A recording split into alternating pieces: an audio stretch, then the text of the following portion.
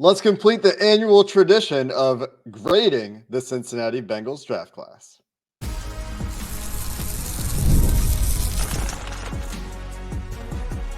You are Locked On Bengals, your daily Cincinnati Bengals podcast. Part of the Locked On Podcast Network, your team every day. What up, Bengals fans, and welcome to another episode of the Locked On Bengals podcast. I'm your host, Jake Liscow. He's your host, James Rapien. We're on the Locked On Podcast Network here on Locked On Bengals, covering your team every day on YouTube, everywhere you get your podcasts. You can subscribe to the show if you want it to be showing up for you on the regular on YouTube or anywhere you get your podcast. Become an everydayer. Make us your first listen with the thousands of others of Bengals fans who do the same. And as one person told us in our Locked On Bengals Insider group, you can get smarter.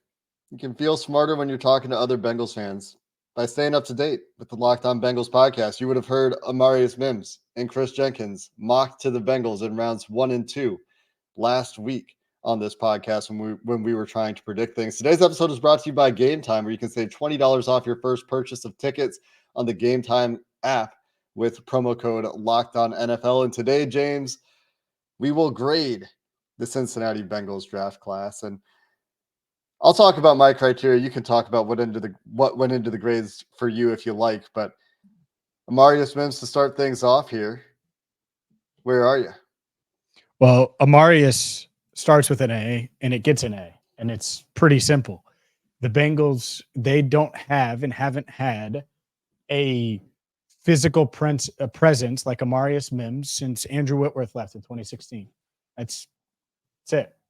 And he is different. And the fact that in the span of 14 months, you get Orlando Brown Jr. at left tackle, and you get this kid in Amarius Mims, who is going to be following around Orlando and learning from Orlando for not just this year, but multiple years. That's the exact type of setup that you want. So even if you're worried about his experience, I think that this is the ideal scenario, the ideal situation. Oh, and by the way, everyone hates Frank Pollock, right? It's big among the fan base. Frank Pollock stinks. That's what everyone's saying. Well, now he at least has a first-round tackle to work with, and a first-round tackle that he can groom, and from a talent perspective. They brought in veterans, and I think those veterans have played fine, but they haven't given him this. And outside of Billy Price, who he coached for 1 year, and then he was off to the Jets, and it was kind of weird, right? Because of the coaching change, Frank hasn't had this in Cincinnati. So I think it makes sense to give Frank Pollock an elite talent and see what happens with it. I also think that Amarius Mims' ceiling is as high as any offensive tackle in this draft. I think his floor is higher than a lot of people give him credit for. I think he's going to work hard. And someone at that size, 6'8", 340, if he works hard, I think at worst, he's a solid pass protector at this level, which is a pretty good fit in Cincinnati. So this is an A for me. Yeah, I come in just a hair lower, and the way that I think about this is a few ways. One of them is, does this address a need? I think it does. There's a long-term need for the Cincinnati Bengals at tackle. They have needed for a long time athleticism and high-end talent on the offensive line in front of Joe Burrow. They get that on a cost control basis with Amarius Mims. So yeah, they hit a need here. It's not a pressing starter need per se, but it is a long-term need. They needed to improve depth, and we've been asking for them to add athleticism and talent to this offensive line group since Joe Burrow was drafted. So in that sense, I like that about the pick. And then I think about the floor and the ceiling. You mentioned that the floor is maybe a little bit higher than some people think. He does need to prove that the injury stuff is behind him, and there's no reason to think it's not, but he needs to prove that he can stay on the field. We all saw Nick Saban question his football toughness, I guess, when he took himself out of the game, when he aggravated that ankle injury. I'm not sure how much I buy that. Nick Saban talking about a rival, of course, in the SEC championship game, playing for Georgia. But between the ankle injury and the hamstring injury, you just need to make sure that he can stay healthy. Again, I think he can. That's a small amount of the risk baked into the profile. The other bit of the risk is the inexperience. And when you look at his tape, there's some things to clean up from a technical perspective. But as I've said on this show a few times, natural pass protector. The pass pro footwork looks great already. That's what the Bengals care about more than anything else.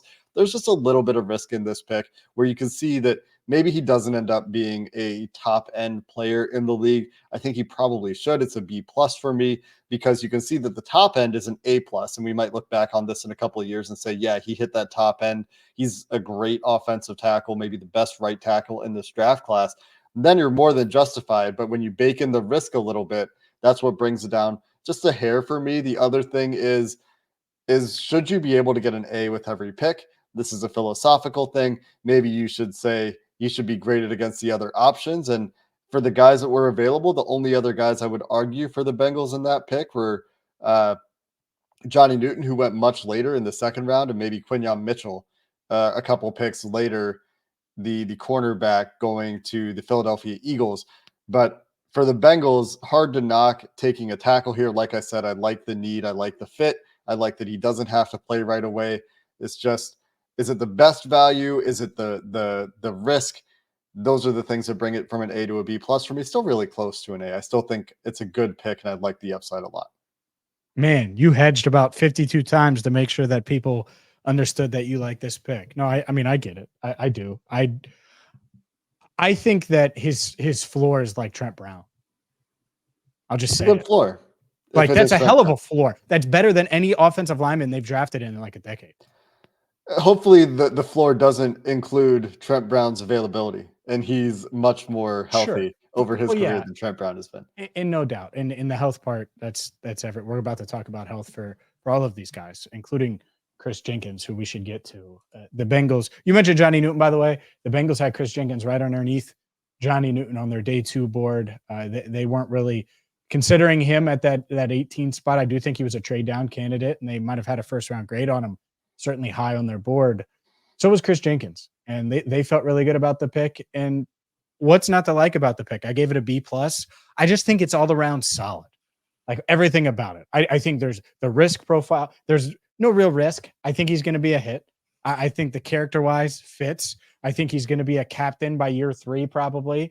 I think he has the right energy, the right vibe, the right talent to play right away and be a run stopper for sure. And maybe he does have a bit more as a pass rusher that we haven't seen because there's some untapped athleticism there.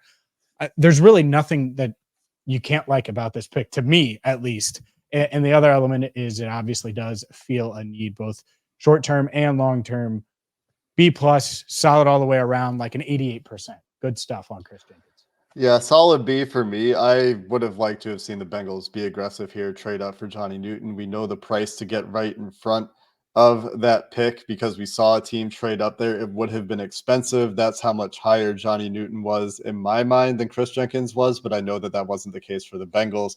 The other alternatives here, I'm fine with the Chris Jenkins pick. I would have considered perhaps Zach Frazier with that pick just because there's your center of the future. He could play guard for you right away, I think, out of West Virginia.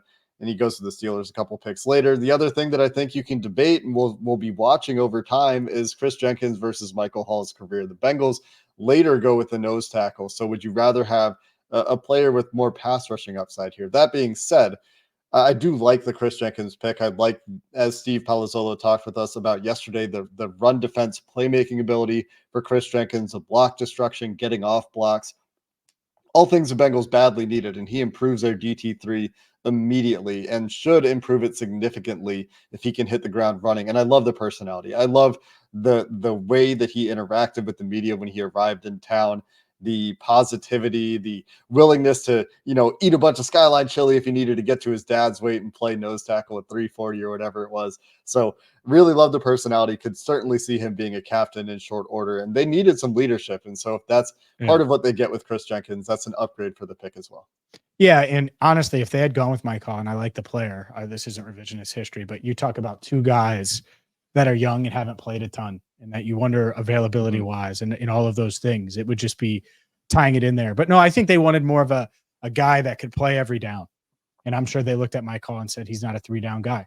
And they believe that Chris Jenkins can be. He can be. He's not yet, and he needs to get there. And if he does, then again, we'll look back on this pick and we'll see an A. Let's get to those 2 third-round picks and into the beginning of day 3 coming up next.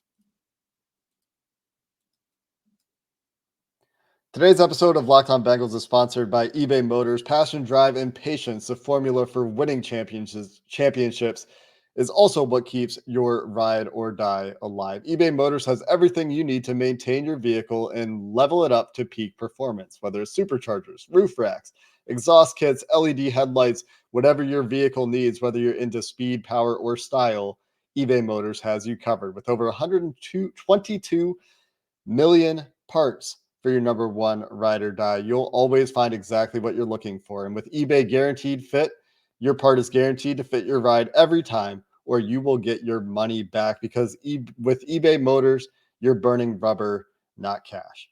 With all the parts you'll need at the prices you want, it's easy to make your car the MVP and bring home huge wins. Keep your ride or die alive at ebaymotors.com.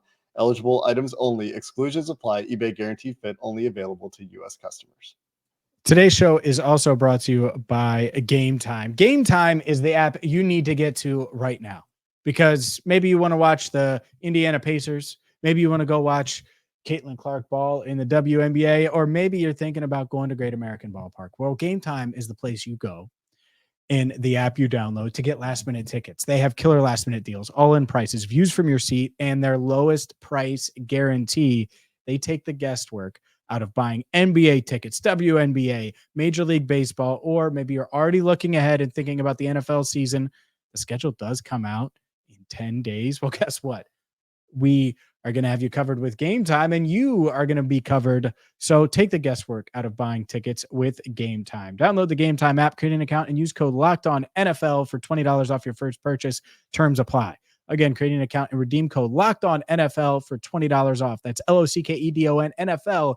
Download Gametime today. Last minute tickets, lowest price, guaranteed. Last note on Amarius Mims really quick that I forgot to mention earlier before we get to the day three, guys. This was apparently known, and I just saw it yesterday, but the Athletics' Nate Taylor reporting that the Chiefs tried to trade up for Amarius Mims before settling and trading up for Xavier Worthy instead. So should probably give the Bengals some brownie points for sniping, I guess, sort of, making sure that they got Amarius Mims and the Chiefs did not. You know what the world would have been? Oh, my God. The Chiefs have Amarius Mims. That Patrick Mahomes has his left tackle of the future. By the way, he did play left and right tackle at Georgia in practice, rotated all the time. Didn't flinch when we asked him if he was comfortable playing both. So that's what he's going to do, obviously, for the Bengals. But, yeah, can you imagine? Can you imagine the press? Oh, franchise left tackle. Chiefs go aggressive. And point is it's a hell of a prospect. And they're all risks. Billy Price was the safest pick in a decade, right? No, not right. Wrong. And so Amarius Mims has those physical traits, just overwhelming physical traits, and obviously some good film to back it up when he was on the field. So I'm glad you pointed that out because I didn't see that until Tuesday morning. That being said, we got to get to, you said day three. It's round three, baby. And the biggest surprise. Didn't I say round three and day three? Oh, maybe I messed it up. Anyway, no, you biggest surprise. But biggest surprise. It's got to be Jermaine Burton. And I'm still kicking myself. I can't believe I didn't consider it more. And I don't think did we know he had a top 30 with the Bengals? I don't think we knew that part. That would have thrown us, obviously, in the right direction. He had 6 top 30 visits, including Cleveland and Cincinnati. But this pick, we obviously know about the character stuff and the maturity stuff. And multiple schools, Georgia, Alabama in college, but multiple high schools, the storming the field incident where he allegedly hit a woman who stormed the field and all of the things that go into that. Like there's a ton there of speculation about the off the field character. And then obviously the storming the field incident, we have a better account of. That being said, the reason why I like the pick, and the reason why I understand it is, one, what's the point of having this awesome culture if you can't bring someone in and get them in the mix, in tune with your culture? Remember the Patriot Way? It was such a thing. A Patriot Way. Oh, well, Belichick would bring in guys like this all the time, and like veterans that weren't young, impressionable guys that could come into the culture. So Zach Taylor clearly wanted this guy. I'm sure the scouting department, I'm sure everybody did, but Zach Taylor clearly wanted this guy. And it's easy to see why. And if they did all this homework on him and met with him and then brought him in for a top 30 visit, and they feel like he does fit culture wise, and they will be able to get the most out of them or out of him, who am I to say otherwise? They haven't done this during the Zach Taylor era much. And so we'll see. This is a good test. But on field wise, and the reason why I give this a B+ is because he's the perfect fit. He can do everything the Bengals want, whatever receiver they were going to draft this year, whatever they wanted him to do, Burton can do it. And I think he fits well with even the young guys, Andre Yosevich and Charlie Jones. It's not just Jamar Chase and T. Higgins. He fits well with the entire receiver room. I think he's going to get the most snaps, third most snaps, I would say, out of those receivers. And so he's going to make an instant impact. He's going to bring you a dynamic that you haven't had. There is some risk, but there's also some value, and that risk and value balanced out some. And that's why I give this a B+. And Lord knows I love receivers, so there might be a little curve there, baby. Yeah, I'll go B here as well. I think I'm just a sterner grader than you in general. No surprise there. Is there no surprise? Or are you just, I don't know. I don't know how you couldn't give Amarius Mims an A. But anyways, go ahead. Yeah, no, I mean, there's no surprise. I still don't. I listened to you for 5 minutes. I have no idea. I am a harder grader than you. Yeah. Well, part of it is like we'll see. Olu Brock Bowers would have been A's. Trading up for Johnny Newton would have been an A for me. So like there are things that they didn't consider or weren't available to them that I would consider an A. So I'm just grading on in a different way, perhaps. What would you have done if they had passed on Brock for Amarius? I don't know. Like what would you would be given like Amarius like a B, like it would be lower. He'd be docked, right? I don't think so. Little? He should if I were consistent with the way I'm thinking about it, he shouldn't be. Gotcha. I'm just curious because I think they would have passed on Brock.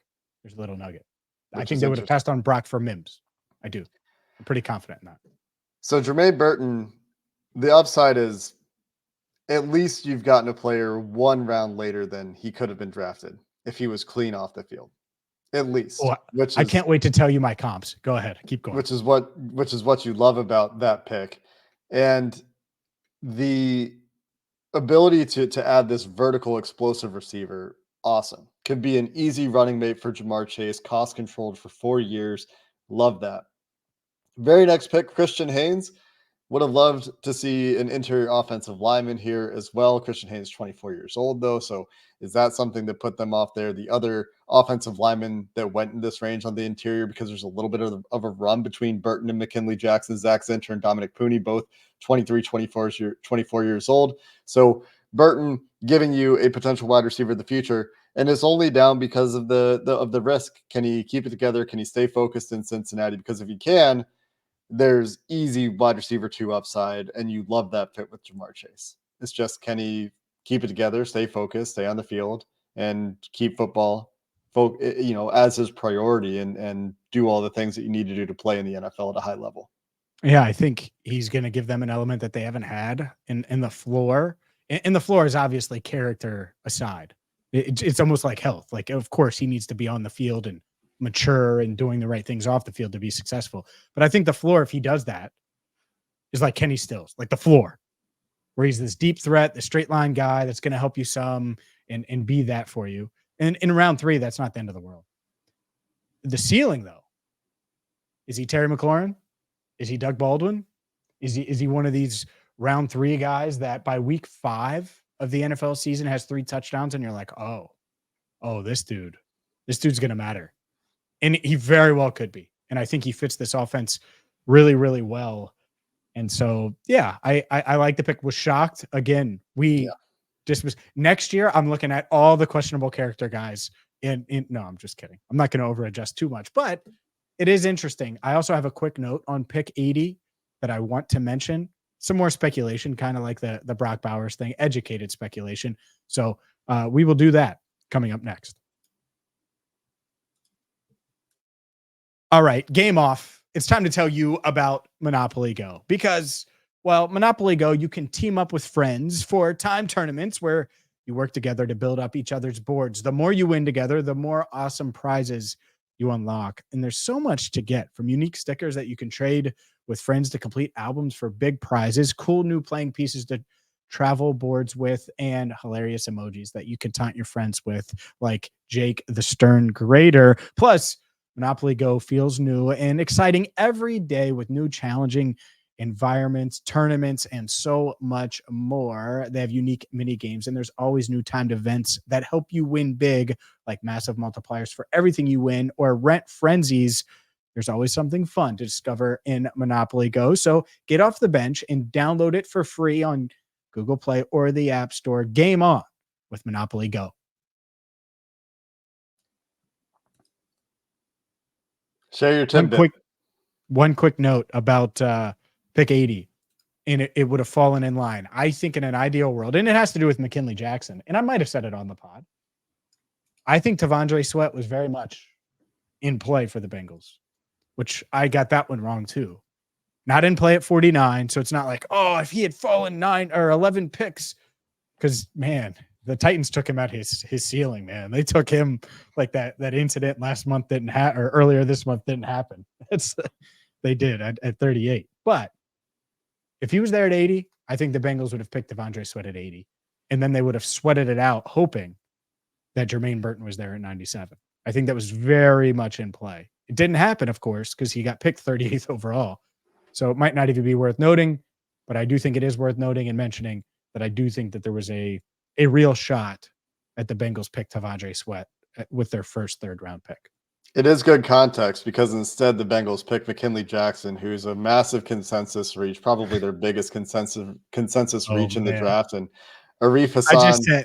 I just set harsh grader up. I just set you up to just boom dunk on him. I didn't mean to do that, but go ahead. Oh, I mean, it is what it is, right? They can't all be winners, and I'm rooting for them, right? Like, I'm rooting for all these picks. I'm rooting for the Bengals to be more correct than me on all of these, just to be abundantly clear about that. But McKinley Jackson, a reach on the consensus board, and Arif Hassan's research on consensus boards, which is something he spends a lot of time on every year, says that consensus reaches tend to be real reaches, and consensus value picks tend to not be real value picks. So there's no such thing as a steal, but there is such thing as a reach, is on average what the research tells us, because the NFL knows more than the consensus does for guys that fall. And there's a reason that teams are passing on players in general, not that they're always right, but it only takes one team to be wrong on a reach, and it takes every team to be wrong on a faller. That's the logic there, if that makes sense. So McKinley Jackson being a reach that he is, he does fill a need. It's like a D+ for me. He does have some athletic tools to work with. The first step power is nice. He's going to be playing a different role in Cincinnati from the one gapping that he did at Texas A&M. And he needs to kind of figure out how to play controlled, use his body type to play nose tackle instead of trying to be a penetrating 3-tech gap shooter kind of player for the Bengals if they want him to be in that DJ Reader role at all. And he's the only body type on the team, that maybe not the only body type on the team, but probably the best player on the team with that body type, or the most invested player on that team with that body type. He's going to be asked to play that role this year, and there will be that adjustment, and he'll need to hit the ground running. So again, hope the Bengals are right on this one, and that he develops quickly. But the nose tackles in this class, everybody we talked to coming into the draft was like, yeah, you could wait until late day 3. And the Bengals, I think, felt like they needed to get one. They needed to get the one that they felt the best about, and so they went with that here. It just feels like they went with it a little bit earlier than they had to. Sure. And speaking of that, just to show you how much they wanted it, I think he was also in play at 80. Right. So like the fact that he fell in their minds to 97, it's like, all right, well, let's get our guy. And so I give it a C. I think it is a reach. I think that it's something I wouldn't have done. At the same time, we had Steve Palazzolo on from Pro Football Focus yesterday, and I asked him, all right, well, who would you have taken? And the options are answered on day 3 with whoever's there. And they clearly felt like McKinley Jackson was better. Hopefully he is. I give it a C. All right, Eric All, who, not a surprise. We've talked about Eric All. They met with him with the top 30 visit, someone that on BengalsTalk.com I mocked just a round later. So I think the early factor here matters. Had a serious back injury at Michigan, missed the 2022 season, former captain. He is a Cincinnati native, went to Fairfield High School, and then was productive at Iowa last year. Kind of flashed a bit before tearing his ACL in October. I like the talent. I think he can be, exactly what they're looking for at tight end. My question is health. I think he can be the pass catcher. I think he can be explosive enough with the ball in his hands. I think he can block at a high level. Will he stay healthy? Huge question mark. Felt like a bit early for me, and it's a dart throw. But it's a dart throw you make in the 4th round. So there's some risk involved. There is some upside involved. I think this is an average pick. I'll give it a solid C. Yeah, I think C plus. I'm actually a little bit higher than you on this pick, but it is brought down by the fact that it does feel early for Eric Hall based on what we were expecting in the draft. I just look at the players they passed on here. They could have gone back to interior offensive line and still found some decent tight end prospects later, maybe even Eric Hall later. We're not sure where he would have gone, of course, had the Bengals not picked him. But Tanner Bortolini, Mason McCormick, Jalen Wright, all going in the next handful of picks. Some guys that probably by consensus would have been higher. They were higher on our board as well. So while I like the player, I like the film, I like the upside, they might have a solid tight end here in Eric Hall if he develops and if he can stay healthy. And that's what brings it up for me a little bit. Going a little bit early here, again, drops it just a little bit for me with some players that I really liked at some other positions going in the next handful of picks. But then we're back to Josh Newton, the Bengals pick at 149, right in line with consensus. Hard to knock them for reaching on this one, but what are your thoughts? I think when you talk about a physical corner, someone that has good ball skills and intelligence, doesn't have elite speed, I think has exactly what they're looking for from an AFC North mentality perspective. Just talking with him a bit, he's got some dog in him, and he could have went earlier. Like there were some that, especially a year ago, right? And these things change and fluctuate, but he was held in pretty darn high regard. And so it's not crazy to me to think a guy who could play inside, outside has a shot here, not only to make the team. I think they do think he'll make the team, but, be a building block. So I like it. I do think that there were, interior offensive line. It's like at some point, can you get one? So when you talk about who's on the board, who you could take, that is a factor always when you get to these picks. At the same time, running back, that was another one that I was thinking like, will they take one? And they wanted to get a corner. I'll give it a solid C plus as well. So I think C and C plus. Day 4 off to an average start for me. Day 4. Day 3. See, you screwed me up with your day 3 comment earlier. Yeah, I gotcha. This is day 4, baby. Josh Newton, also a C for me. Solid corner depth. I think that's what you would expect to get with this pick. C being an average pick. This is an average pick, I think, at this point in the draft. So totally fine with the pick. I think he provides that good depth. He provides a great mentality. And like you said, coming into the season was seen as a higher graded prospect. There are some guys that I like better. You're right. But not a ton. Mekhi Wingo, Quantez Steger is the guy that we talked about a ton last week going in that round between the Bengals. Wingo picks. Then, oh, baby. I mean, he goes so late.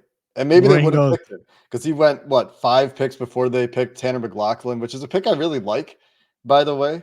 So this one's going to get a B plus for me. I think there is a legitimate chance for him to make the team, for him to be a receiving tight end on this team. I think the ability to get upfield and the speed really plays up at tight end. He might be their best athlete in the tight end room. Mike Gesicki maybe takes that title. Probably, but ran a 4.61 and has some really nice receiving ability. So I like this pick. I think he can be a contributor and he can help make that tight end room something that goes from a hole on the team to something that's a solid position on the team.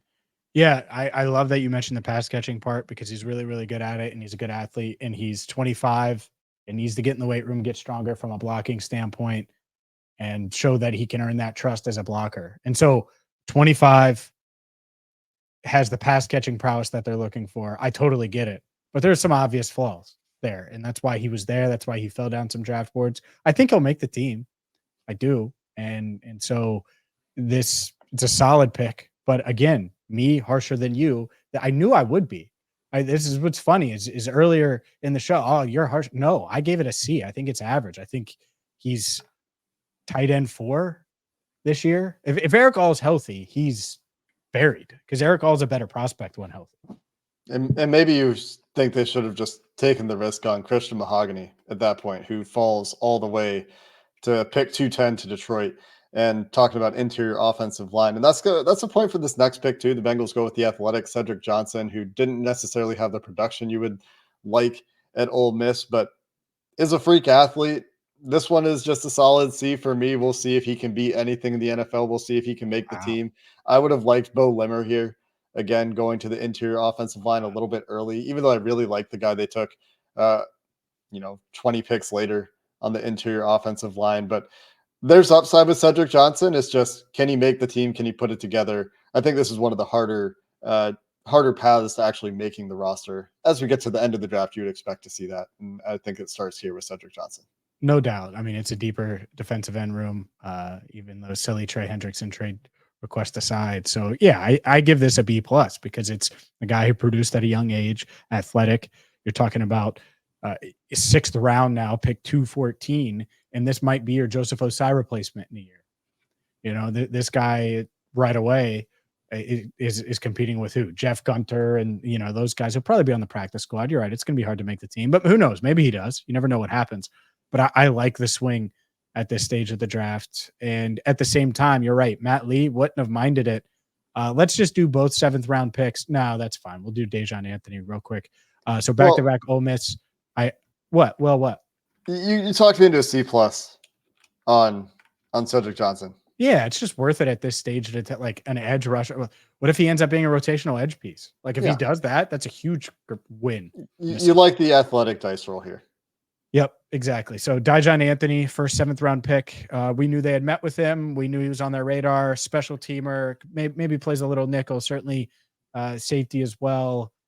Going to be tough. We'll see if he can make the team. It's going to be dependent on those things. I think it's a C+ for me. Just slightly, basically average, slightly above it because I do think he can help on special teams and there might be some nickel upside as well. Yeah, just a C for me. Don't really know how this makes an impact. Short-term, long-term, developmental player, special team player, guy they really liked, a guy they targeted, guy they brought in. That's great. C for me until I see otherwise. Brendan Rice going the very next pick, Jaheim Bell going a few picks later. I know they'd already picked a couple tight ends at that point. Rice. What caused Rice to fall so far? I don't know. Is very curious. I'm willing to take that dice roll in the 7th round. I'm also very willing to take the dice roll on Matt Lee. This is the A for me, a top 100 player on our board. Love the athletic center, 2nd athletic offensive lineman. Hope he has every opportunity to make this team as a backup center. Think he can be a starter of the future. Really like this pick. Yep. Athletic. I would have been fine with him picking him, pick 194 where Tanner McLachlan went, just to give you an idea. So you get him 43 picks later and multiple selections later for your team. I like it. Good pass blocker, athletic. A for me as well. I think Trey Hill needs to have a big camp. The downside is he's not versatile. And that's what sucks is you wait until round 7 and you're getting a center only. Some of these other interior linemen we mentioned could have done both, but overall that is an A for me. And my overall grade, Jake, I think it's a solid B. It's right there. It's that there's upside for this draft to be a set the table draft, much like 2020 was with Burrow and Higgins and Wilson, where we look at it and we're like, man, that set the table for a run. Mm-hmm. And there's also some risk involved in a lot of these picks. And so the answer is somewhere in the middle. So I think it's a B right now with a ton of upside and some downside. Yeah, B- for me, just looking at all the grades and running the math. You're still harsh. Well, that's just how it works out when I do the math and wait a little bit for the early rounds, because it would have been a C if I didn't wait heavy for the early rounds, and those are the more important so harsh. picks. I'm just saying you're harsh. I don't know. I'm just a tough teacher. We could look back and say these picks hit the upside. This is an A+ draft. Yes, that's the part of this that you like. It's also the part of this that you don't like because it feels like a home run or a strikeout. And there's not a whole lot of middle ground there. I'm sure there is more middle ground than that, but it feels very boom or bust. So very risky approach. That's what brings it down. But if these guys do hit the ceilings that we think they can based on their on-tape ability, then they could have some cornerstone players. They could have up to 6 starters in this draft class. So a lot that you could like if it works out, but it's a big if, and that's what brings it down a little bit for me. For a lot of those picks, and overall, even though I like the swings they took, and if they do hit, the aggressiveness will have really paid off. We've got some more post-draft reaction this week to get to. We're going to talk to Mike Potts from the Cincinnati Bengals about the draft. We're going to talk to Trevor Sikkema from Pro Football Focus about the draft and some episode coming up soon as well here on Locked On Bengals. So until then, appreciate you listening to this episode of the Locked On Bengals podcast. Hoo day, and have a good one.